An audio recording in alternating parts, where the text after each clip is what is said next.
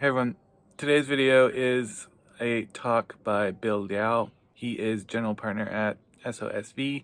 They're one of really the initial investors in this food tech space. They founded IndieBio, which is one of the early food tech accelerators, and he has had some really good things to say that I think are good for investors to know about investing in these technologies, because it's messy, it takes time, and it's not like a lot of people, I think, criticize this as there's just people who've made money in technology and they don't really know what they're doing.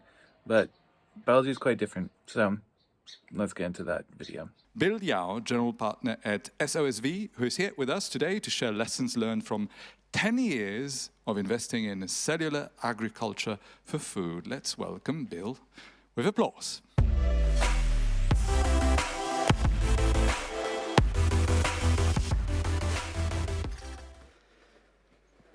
G'day. I'm not here selling anything, so I have no fancy presentation. What I'm going to share with you is just some lessons I've learned as an investor in the cellular agriculture, or as some people call it, precision fermentation space.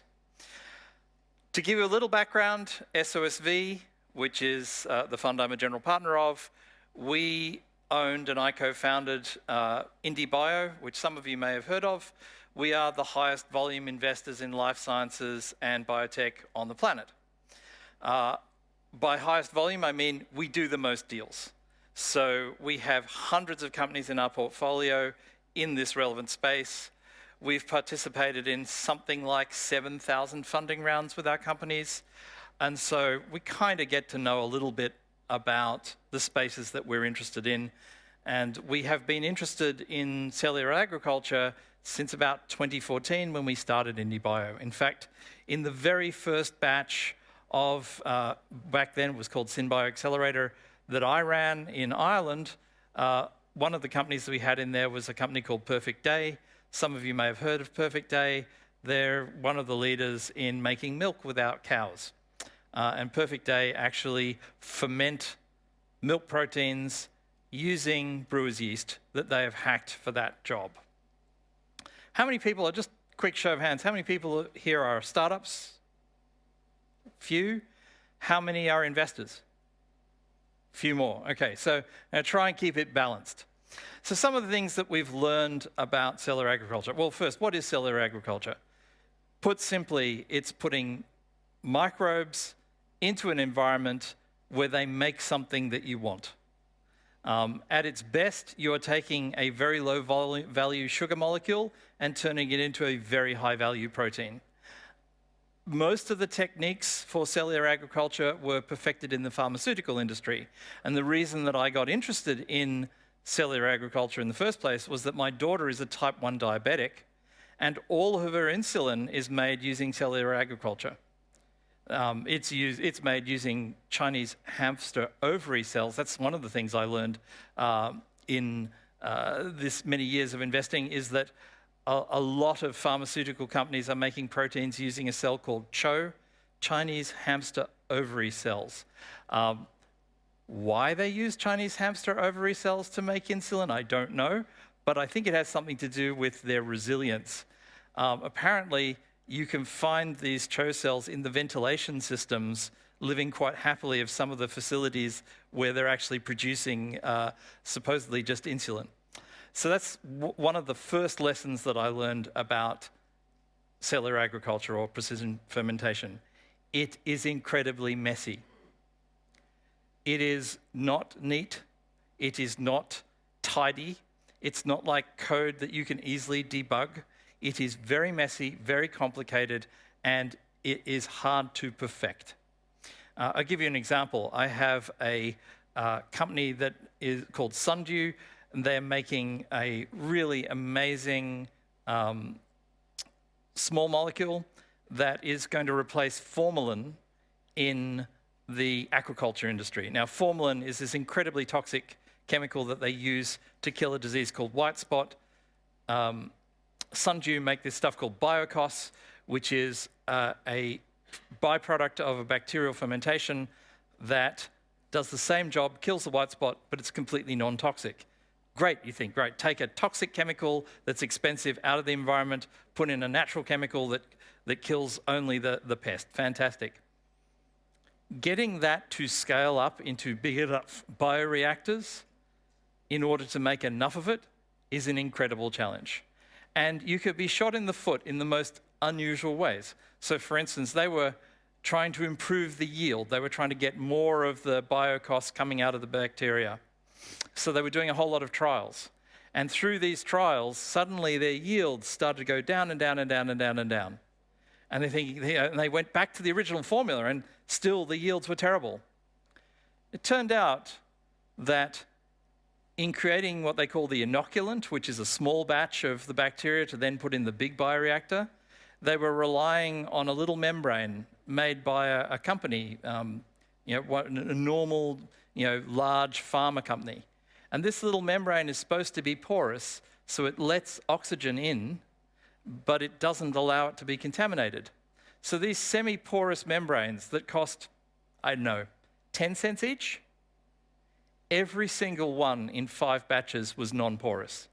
There was a manufacturing defect. So roughly $300,000 worth of work was disrupted by a 10-cent part being unreliable.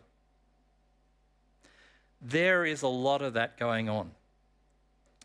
Because it's such a complex thing, it is difficult to figure out what the problems are in creating scale. So lesson 1, it's messy. Lesson 2, it's actually very expensive to scale cellular agriculture.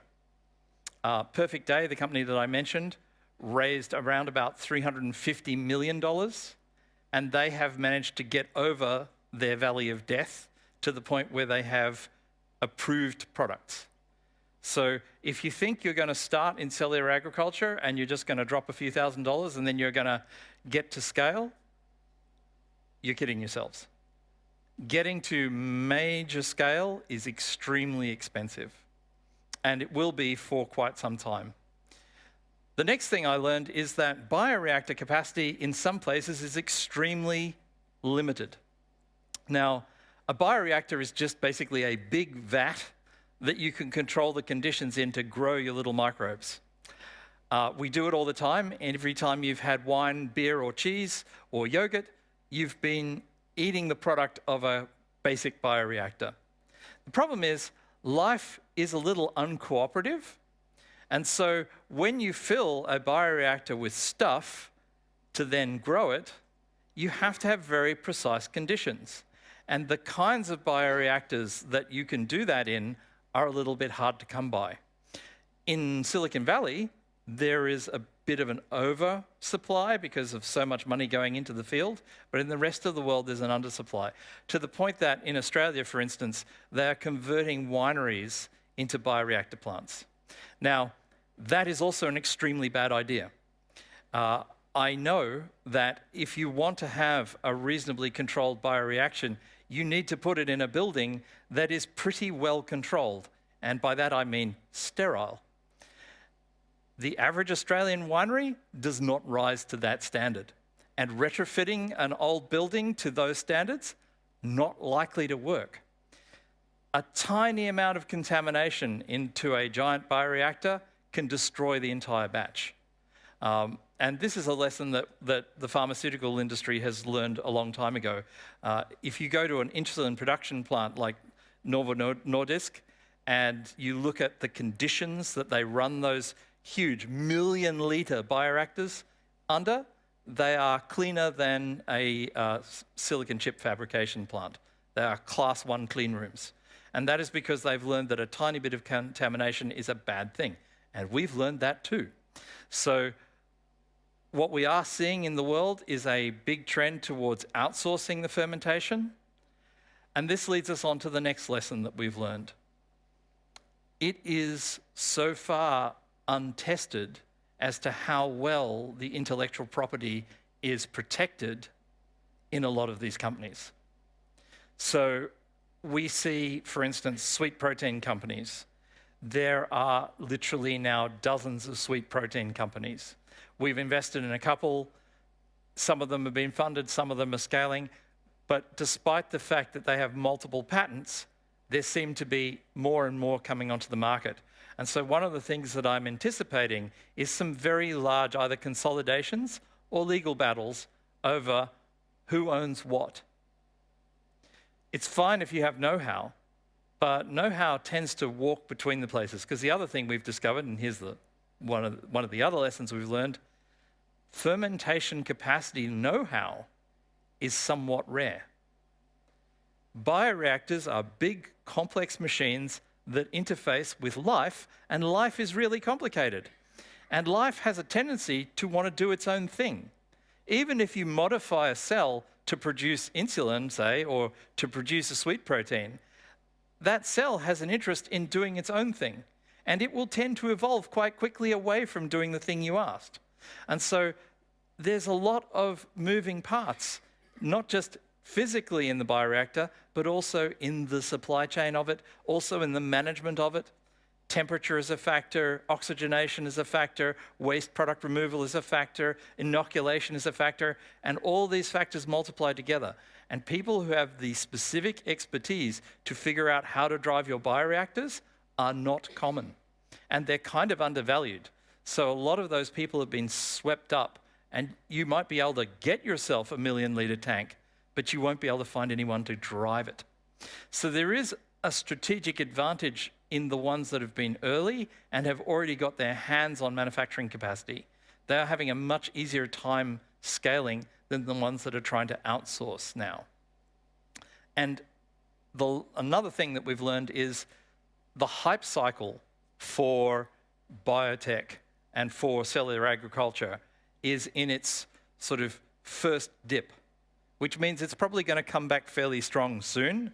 But right now, it's not easy to get the companies funded as it was just, say, 5 or 6 years ago. So that first hype cycle is gone, and now people are waiting for delivery. Some companies are delivering, and they're moving up into supply chain. But a lot of companies that are starting out now are having a difficult time raising money because the promises that were made back in 2018 or 2016 are not being delivered on right now. Now, there will be. I can tell you from insider knowledge of a lot of companies that progress has been astronomical and that there will be deliverables. But for someone just starting out, there's a lot of previous sunk capital that is waiting for a return that is going to ignore you until some of that cash starts to come back. So until we see our first big exits and that cash being freed up, it's probably going to continue to be quite hard to raise in cellular agriculture for the moment or for the time being. The last thing that I've learned is probably one of the first things that I've learned too, is that because the science is so front and center, there is a journey for the scientist CEO to make to become investable that a lot of science-based CEOs have not undertaken the learning to move from one area, being science, into the other, being startup and business. And if you think about science, science is organized around the rigors of doubt. If you do not have doubt, you do not have the rigors of doubt, you don't have scientific method, you don't have science. And these companies don't work without science. It is not commoditized. You know, at this point, the silicon industry, most of the science is sitting in Taiwan at TSMC, right, at the fab. Here, all the science is still right in there with the bioreactors and the labs and the manufacturing. So this is a very science-heavy area. If you don't have scientists, it's not going to work. The entire startup and entrepreneurial covenant is based around conviction. If you don't have conviction in what you're doing, you won't raise money, you won't hire people, you won't be able to get consumers. Conviction is everything in entrepreneurship and investment. So there's a transition to make from somebody who's grown up understanding that the top organizing principle is the rigors of doubt to the top organizing principle being conviction. And you can't replace one with the other. If you replace science with conviction, you get Theranos, right? You get Elizabeth Holmes, pseudoscience. On the same hand, though, you can't leave conviction out of the equation because without conviction, you're just not going to get the money. And so the last thing that we learned over time is that there is an enormous amount of effort has to go into getting the team to understand both sides of this equation, that the science is enormously important and the conviction is enormously important. And getting scientists to learn what to have conviction about and not to have doubt about is a crucial factor in making these extremely big bets, because they are very big bets, they're hundreds of millions of dollars of investment. To get them to work, you need that critical ability, not to balance the two, but to be able to use both, and use both at the same time. So in summary, I would say that there is actually an enormously bright future for precision fermentation and cellular agriculture. The efficiencies alone that you can achieve make that true. But the road is much tougher than it was because funding is harder, and don't expect it to be an easy investment if you're an investor, and don't expect it to be an easy sell if you're an entrepreneur. Thanks very much.